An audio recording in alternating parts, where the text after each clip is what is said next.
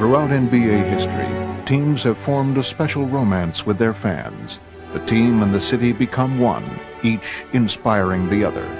And for a few golden seasons, they create memories that will be passed down for generations. For the Sacramento Kings, the romance has been exhilarating. But will their biggest star be lured from their embrace? I can honestly say I don't know if I'll stay or go. Will a team that has grown together now be torn apart? These are questions that the Kings in Sacramento will face for the rest of their championship quest. We got this one, we want to keep moving upward tonight. And we'll face them now in the Sacramento Kings. We ain't gonna lose. Backstage with Ahmad Rashad. Hello everybody, welcome inside Sacramento's Arco Arena, one of the loudest arenas in the NBA. Obviously it's quiet right now, but come game time, this place is rocking, and the fans have good reason to be excited. The Kings have become one of the NBA's best teams. They're also receiving far more attention than ever. And how are they handling the pressure of that spotlight? Well, that's the subject of our special, as we go backstage with the Sacramento Kings. These people have been dying for a winning team to success, and now that they got it, it's fanatical, you know. And you get in games and we make a play and the place erupts. I mean, it sends chills. So we have a situation that you just die for. It is absolute delirium at Sacramento's Arco Arena. And the player most responsible for the Kings' success is Chris Webber. Oh, look at Webber!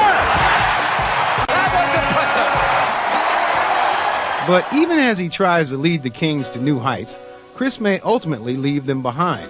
As the league's top free agent, he has the option of joining another team next season. How was all the free agency thing coming to your mind? You try not to think about it? Yeah, I try not to think about it. It wouldn't be fair to my team right now if all I thought about was what I'm going to do, you know, at the end of the season. But when Webber does ponder his future, he may also look back at his NBA past. Despite being named Rookie of the Year at Golden State, he was traded after he and his coach couldn't get along. In Washington, he was known mostly for the team's failures and his own questionable behavior. And in 1998, with his reputation at an all-time low, he was traded to Sacramento. I didn't even know about the trade until I heard it from a guy at the corner store who told me about the trade, and I'm thinking like, no, this really can't be real. So I was pretty upset. And for Webber, a city kid from Detroit, being traded to Sacramento seemed like banishment. I get on the plane and think I'm all right, and then the pilot said, get ready for descent. And I woke up and I looked and I just saw a bunch of farmland and cows come up in the sky, and I just couldn't handle that. I just kind of broke down on the plane, and you know, I was just thinking like what I'm gonna do is buy a ticket and just get back on the plane and go back to Detroit. I missed the first day of practice because I wasn't going to go. And my father, I talked to him, and he basically, you know, says, you know, that not many people have a job that they love to do, which is true. And that right now, you know, a lot of people are expecting you to fail, and if anything, use that as incentive. And so I think that's probably the biggest turning point in my life. The first day I met with him, he just told me, I'm going to play as hard as I can for you. I don't know what the situation's going to bring, but I'm going to give you everything I have. It rolls off the iron. Webber battles, tips, controls. Oh, what a great rebound by Webber. He goes back up strong. He scores, and he's fouled.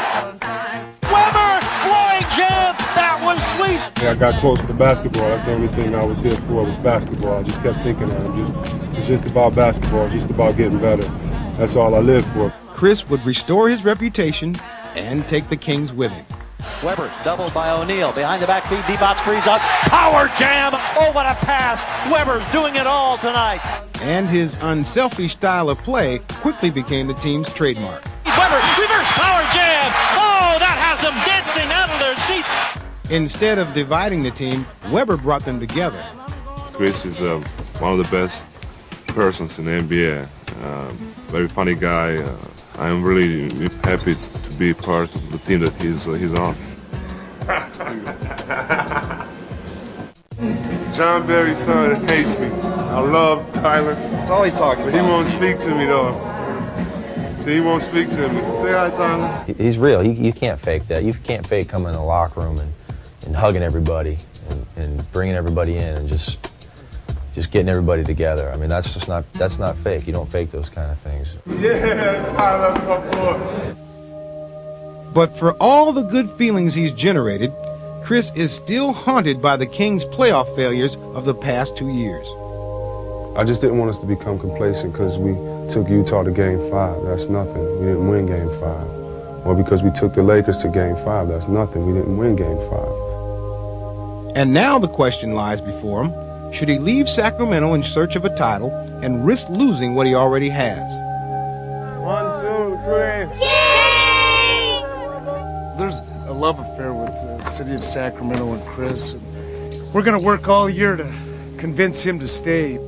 Well, I don't even want to think about him leaving, so hopefully I'll never have to face that. Oh, God, my policy where? One day I think there's no way he's leaving because he's just so happy. We get in the locker room after a big win, and he's just, man, I love you. We got a great team. I love you guys, you know. This is a great bunch of guys to be with. You know, that's why I can honestly say I don't know if I'll stay or go, but I know that I definitely love it here in Sacramento. Soon, the city kid will be able to play in the city of his choice. But ironically, it'll be the lure of Sacramento that'll be pulling at him.